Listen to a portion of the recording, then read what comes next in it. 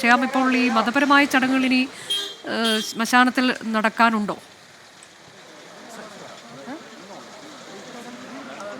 നിലവിൽ അന്ത്യകർമ്മങ്ങൾ, അതായത് നിലവിൽ ഇപ്പോൾ നമ്മൾ നിൽക്കുന്ന ഈ സ്ഥലത്ത് വെച്ച് ഗാർഡ് ഓഫ് ഓണർ നൽകുന്നതിനെക്കുറിച്ചുള്ള ആലോചനയാണ് പോലീസ് ഉദ്യോഗസ്ഥർ. അത് ഗൺ സല്യൂട്ട് ഉള്ളതിനാൽ അതിന് എവിടെ വെച്ച് നൽകണമെന്നുള്ള ആലോചനയിലാണ് ഇപ്പോൾ ഉള്ളത്. അതിനുശേഷം ഈ ഗാർഡ് ഓഫ് ഓണർ കഴിഞ്ഞു കഴിഞ്ഞാൽ മൃതദേഹം അകത്തേക്ക് ചിതയിലേക്ക് എടുക്കുന്ന ചടങ്ങുകൾ നടക്കും. അവിടെ ഏറ്റവും അവസാനമുള്ള അന്തിമോപചാര ചടങ്ങുകൾ, അത് മതപരമായ ചില ചടങ്ങുകളാണ്. അതുകൂടി കഴിഞ്ഞു കഴിഞ്ഞാൽ മൃതദേഹം ചിതയിലേക്ക് എടുക്കും. ഏതായാലും ഗാർഡ് ഓഫ് ഓണർ നൽകുന്ന സ്ഥലത്തെക്കുറിച്ചുള്ള തീരുമാനമാണ് നടക്കുന്നത്. ഇവിടെ നമ്മളിപ്പോൾ ഈ നിൽക്കുന്ന സ്ഥലത്ത് വെച്ച് തന്നെ ആ ചടങ്ങുകൾ നടക്കുമെന്നുള്ളതാണ് ഉദ്യോഗസ്ഥരും മന്ത്രിമാരും ഉൾപ്പെടെ അറിയിച്ചിരിക്കുന്നത്. അല്പസമയത്തിനകം മൃതദേഹം ഇവിടെ എത്തും. അതിനുശേഷമായിരിക്കും ആ ചടങ്ങുകൾ നടക്കുക. മറ്റ് ക്രമീകരണങ്ങളൊക്കെ പൂർത്തിയായിട്ടുണ്ട്. മന്ത്രി പി രാജീവിൻ്റെ നേതൃത്വത്തിൽ അത് എല്ലാം വിലയിരുത്താനും അവസാനഘട്ട ഒരുക്കങ്ങൾ ശരിയായ രീതിയിൽ പോകുന്നുവെന്ന് ഉറപ്പുവരുത്താനുമായിട്ടാണ് അദ്ദേഹം ഉൾപ്പെടെ എത്തിയിരിക്കുന്നത്. നേരത്തെയും ഈ ചടങ്ങ് 12:30 ചടങ്ങുകൾ നടക്കുമെന്നാണ് അറിയിച്ചിരുന്നത്. പക്ഷേ വലിയ ജനബാഹുല്യം, അത് അദ്ദേഹത്തിൻ്റെ വീട്ടിലാണെങ്കിലും നമ്മൾ നേരത്തെ നിന്ന ചങ്ങമ്പുഴ പാർക്കിലാണെങ്കിലും ഒക്കെ ഒരുപാട് പേരാണ് ആദരാഞ്ജലികൾ അർപ്പിക്കാനായി എത്തിയത്. അത് ജനപ്രതിനിധികളും ഉദ്യോഗസ്ഥരും സമൂഹത്തിൻ്റെ വിവിധ ഭാഗങ്ങളിൽ നിന്നുള്ളവരും ഒക്കെ എത്തിയിരുന്നു. അതാണ് ആ ചടങ്ങുകൾ നീട്ടിക്കൊണ്ടുപോയത്, പൊതുദർശനം നീട്ടിക്കൊണ്ടുപോയത്. വീട്ടിൽ ബന്ധുക്കൾക്കും അടുത്ത ആളുകൾക്കും മാത്രമുള്ള ഒരു ചടങ്ങായി നിശ്ചയിച്ചിരുന്നെങ്കിലും അവിടേക്കും കൂടുതൽ ആളുകൾ എത്തുകയായിരുന്നു. ഏതായാലും ആ ചടങ്ങിൻ്റെ അവസാന ഘട്ടത്തിലേക്കാണ്. നിലവിൽ ഈ നിൽക്കുന്ന സ്ഥലത്ത് ഗാർഡ് ഓഫ് ഓണർ കൊടുക്കാനാണ് ഇപ്പോൾ തീരുമാനമായിരിക്കുന്നത്. മന്ത്രി പി രാജീവിൻ്റെ നേതൃത്വത്തിൽ അതിൻ്റെ അവസാനഘട്ട ക്രമീകരണങ്ങൾ നടക്കുകയാണ്. അല്പസമയത്തിനകം മൃതദേഹം ഇങ്ങോട്ട് എത്തിച്ചേരും. ഏതായാലും മറ്റ് ചടങ്ങുകളൊക്കെ വളരെ വേഗത്തിൽ പൂർത്തീകരിക്കും. ഇനി ഇതിന് ഗാർഡ് ഓഫ് ഓണറിന് ശേഷം അകത്ത് വെച്ച് മതപരമായ ചില ചടങ്ങുകൾ അത് പൂർത്തിയാക്കി കഴിഞ്ഞാൽ മൃതദേഹം ചിതയിലേക്ക് എടുക്കും. അതിനുള്ള ഒരുക്കങ്ങൾ നടക്കുകയാണ്. മൃതദേഹം വഹിച്ചുകൊണ്ടുള്ള ആ വിലാപയാത്ര ആംബുലൻസ് അല്പസമയത്തിനകം ഇടപ്പള്ളിയിലെ ഈ ശ്മശാനത്തിലേക്ക് എത്തിച്ചേരുമെന്നുള്ളതാണ് ഇപ്പോൾ അറിയാൻ സാധിക്കുന്നത്. അല്പസമയത്തിനകം മൃതദേഹവും വഹിച്ചുള്ള ആംബുലൻസ് ഇടപ്പള്ളി ശ്മശാനത്തിലേക്ക് എത്തിച്ചേരും. അവിടെ മന്ത്രിയുടെ നേതൃത്വത്തിലാണ്, സർക്കാരിനെ പ്രതിനിധീകരിച്ച് മന്ത്രി പി രാജീവ് ഉണ്ട്. കൂടാതെ ഗാർഡ് ഓഫ് ഓണർ നൽകും. വസതിയിലൊരു ചെറിയ ആദരം പോലീസ് നേരത്തെ നൽകിയിരുന്നു. പൂർണ്ണമായ ഔദ്യോഗിക ബഹുമതികൾ നൽകുന്നത് ശ്മശാനത്തിൽ വെച്ചാണ്. അവിടെയും ആളുകളെ നമുക്ക് കാണാൻ കഴിയുന്നുണ്ട്. അദ്ദേഹത്തിൻ്റെ പരിചയക്കാരും ബന്ധുക്കളും ഉൾപ്പെടെയുള്ളവർ അങ്ങോട്ടേക്കും എത്തിയിട്ടുണ്ട് എന്നതാണ്. ഒരു സാധാരണക്കാരനായ ഒരാൾ, അദ്ദേഹത്തിൻ്റെ ഒരു അന്ത്യയാത്ര എന്നുള്ളത്, അതിൽ ഇത്രയും അധികം ആളുകളെ കാണുക എന്നുള്ളതും അപൂർവമായൊരു കാഴ്ചയാണ്. ഏതായാലും നാടിൻ്റെ ആകെ തീരാനൊമ്പരമായി മാറിയിരിക്കുന്നു എൻ രാമചന്ദ്രൻ എന്ന ഇടപ്പള്ളി സ്വദേശി. അദ്ദേഹത്തിന് അന്ത്യാഭിവാദ്യം അർപ്പിച്ചുകൊണ്ട്, അന്തിമോപചാരം അർപ്പിച്ചുകൊണ്ട് നാടൊന്നാകെ അദ്ദേഹത്തിന് വിട ചൊല്ലുന്ന കാഴ്ചയാണ് ഇപ്പോൾ കാണുന്നത്. ആൻമരിയ സണ്ണി കൂടിയുണ്ട്. ആൻമരിയ, മൃതദേഹം അങ്ങോട്ടേക്ക് എത്തിച്ചേർത്തോ?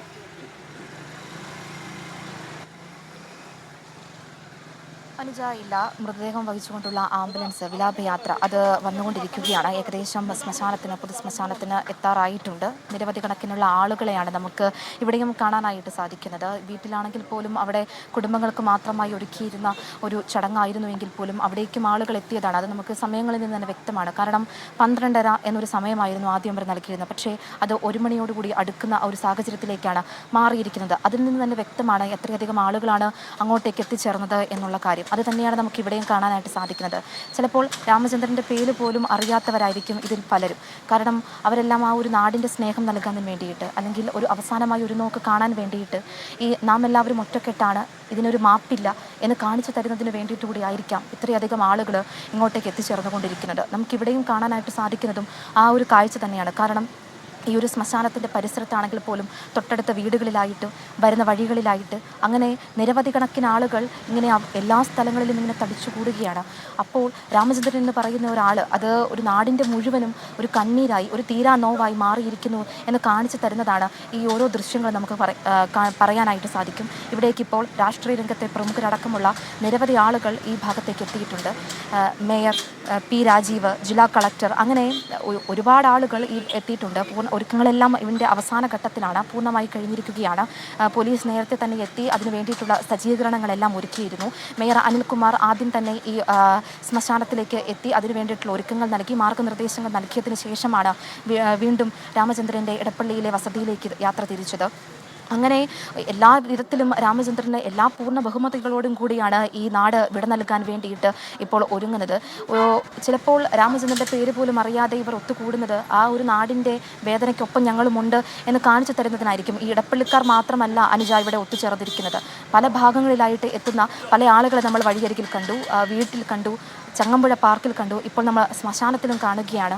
അങ്ങനെ രാമചന്ദ്രനെ അവസാനമായിട്ട് ഒരു നോക്ക് കാണുന്നതിന് വേണ്ടിയിട്ട്, അന്തിമോപചാരം അർപ്പിക്കുന്നതിന് വേണ്ടിയിട്ട്, ആ കുടുംബത്തിൻ്റെ കണ്ണീരോടൊപ്പം ചേരുന്നതിന് വേണ്ടിയിട്ട് ഇങ്ങനെ ആളുകൾ ഒഴുകി വരുന്ന കാഴ്ച, ആ ഒരു കാഴ്ച രാവിലെ 7:30 മുതൽ ചങ്ങമ്പുഴ പാർക്കിൽ നിന്ന് നമ്മൾ കാണാൻ തുടങ്ങിയതാണ്. ഇപ്പോൾ വിലാപയാത്ര, മൃതദേഹം വഹിച്ചുകൊണ്ടുള്ള ആംബുലൻസ് ഏകദേശം ഈ ശ്മശാനത്തിനോട് അടുത്തെത്താറായിട്ടുണ്ട്. അതിനുശേഷം ഇവിടെ വെച്ചുള്ള പോലീസിൻ്റെ ആദരവ് നൽകിയതിന്, സംസ്ഥാന സർക്കാരിൻ്റെ നമ്മുടെ എല്ലാവരുടെയും ആദരവ് നൽകിയതിന് ശേഷമായിരിക്കും പിന്നെ നടക്കുന്ന മതപരമായിട്ടുള്ള ചടങ്ങുകൾക്ക് ശേഷമായിരിക്കും ചെന്ന് ഒരുക്കുന്നത്.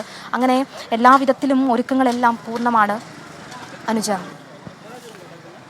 മൃതദേഹവും വഹിച്ചുള്ള ആംബുലൻസ് അത് അല്പസമയത്തിനകം തന്നെ ഇടപ്പള്ളി ശ്മശാനത്തിലേക്ക് എത്തിച്ചേരും. അതോടെ സംസ്കാര ചടങ്ങുകളിലേക്ക് കടക്കും. അതിൻ്റെ അവസാന ചടങ്ങുകളാണ് ഇനി നടക്കാനുള്ളത്.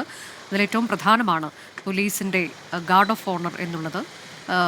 കൂടാതെ മതപരമായ ചില ചടങ്ങുകൾ കൂടി ബാക്കിയുണ്ട്. ഏറ്റവും അടുത്ത ബന്ധുക്കൾ നടത്തുന്ന ചടങ്ങ്, അതിനുശേഷം സംസ്കാരം നടക്കും. 12:30 നിശ്ചയിച്ച സംസ്കാരമാണ് ഇപ്പോൾ ഒരല്പം നീണ്ടുപോയത്. കാരണം അത്രയധികം ആളുകൾ അദ്ദേഹത്തെ അവസാനമായി കാണുന്നതിന് ചങ്ങമ്പുഴ പാർക്കിലേക്കും വസതിയിലേക്കുമായി എത്തിച്ചേർന്നിരുന്നു എന്നതുകൊണ്ടാണ് സംസ്കാര ചടങ്ങുകൾക്ക് താമസം നേരിട്ടത്.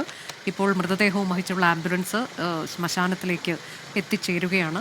അവിടെ ഒട്ടേറെ ആളുകളെ നമുക്ക് കാണാൻ കഴിയുന്നുണ്ട്. ജനപ്രതിനിധികളുണ്ട്, കൂടാതെ അദ്ദേഹത്തിൻ്റെ ബന്ധുക്കളും നാട്ടുകാരും ഒക്കെ അവിടെയും അദ്ദേഹത്തെ കാത്തു നിൽക്കുന്നുണ്ട്. സംസ്കാര ചടങ്ങിൽ പങ്കെടുക്കുന്നതിന് വേണ്ടി, അദ്ദേഹത്തിന് അവസാനമായി അദ്ദേഹത്തിന് വിട നൽകുന്നതിന് വേണ്ടിയൊക്കെ വലിയ ജനാരവം തന്നെ അവിടെ നമുക്ക് ജനാവലിയെ കാണാൻ കഴിയുന്നുണ്ട് എന്നതാണ്.